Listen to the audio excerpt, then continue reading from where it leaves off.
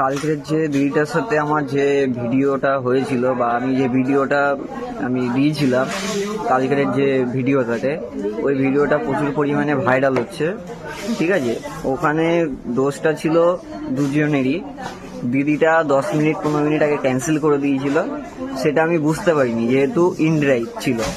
এবার ইনড্রাইভে লোকেশনটা আমার কাছে থেকে গেছিল, সেই জন্য আমি বুঝতে পারিনি যে দিদিটা ক্যান্সেল করে দিয়েছে। এবার আমি লোকেশনে আসার পরে তখন বুঝতে পারি যে অর্ডারটা ক্যান্সেল হয়েছে। এবার আমি তখন না বুঝে ম্যাডামকে যেতে দিইনি, ঠিক আছে, এবং বলি যে ম্যাডামকে একটু উত্তেজিত করে দিই যাতে রেগে যায়। সেই কারণে ম্যাডাম আমাকে গালাগালি দেয়। আমি রাগের বসে ভিডিওটাকে একজনকে দিই, সেখান থেকে ভিডিওটা এখন সারা জায়গায় ছড়িয়ে গেছে। এখানে দিদিটারও প্রচণ্ড অফিসের থেকে শুরু করে ফ্যামিলি থেকে শুরু করে সব জায়গায়ও কথা শুনতে হচ্ছে বা মুখ দেখাতে পারছে না। তো আমি বলছি আমারও সমস্যা হচ্ছে, আমার থানা থেকে চাপ আসছে প্রচণ্ড পরিমাণে।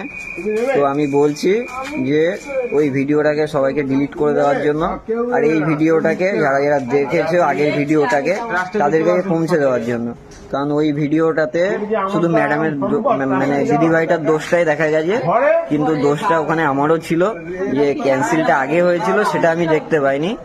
তো সবাইকে বলবো যারা যারা এফবি থেকে যে ওই আগের ভিডিওটা পোস্ট করেছো, ওই ভিডিওটা ডিলিট করে এই ভিডিওটা সবাই পোস্ট করো, যে সবাই সত্যিটা জানতে পারুক।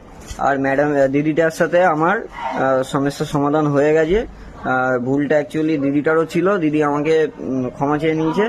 আমারও ভুল ছিল যে 10 মিনিট আগে ক্যান্সেল হয়েছিল, সেটা আমি বুঝতে পারিনি, লোকেশনটা রয়ে গেছিলো, সেই কারণে আমি বুঝতে পারিনি আর না বুঝে এটা হয়ে গেছে। তো সবাইকে বলবো যারা যারা আগের ভিডিওটাকে পোস্ট করেছো, যে আগের ভিডিওটাকে, ওই ভিডিওটাকে ডিলিট করে এই ভিডিওটাকে সবাইকে পোস্ট করার জন্য বলছি। আর সবাইকে রিকোয়েস্ট করছি যে আগের যে ভিডিওটা সবাই পোস্ট করেছে ওই ভিডিওটাকে পোস্ট করে সবাই এই ভিডিওটাকে দাও, ঠিক আছে। আর দিদিটার সাথে আমার পুরো সমস্যার সমাধান হয়ে গেছে।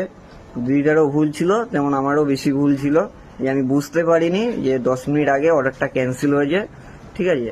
কারণ ম্যাপটা ইনড্রাইভে যেহেতু ছিল, ম্যাপটা রয়ে গেছিলো, ম্যাপটা আউট হয়নি, সেই কারণে। আর আমি তখন না বুঝে